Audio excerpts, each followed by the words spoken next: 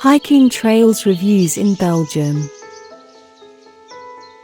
Explore this 7.5 kilometers circular trail. This trail starts from Weillen Village. It takes an average of 2 hours to complete. Generally considered an easy route. This is a popular trail for running and walking. But you can still enjoy some solitude during quieter times of day.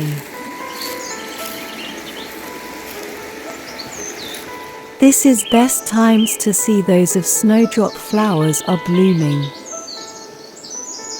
Native to almost all of Europe, it can be found growing in woods and by streams. Snowdrops have a very deep meaning behind them. As one of the first flowers of spring, we all can see them blooming during February through early April. To end this short review of Nature Trail, I want to thank everyone. If you'd like watching this video in a long version with no talking, no music,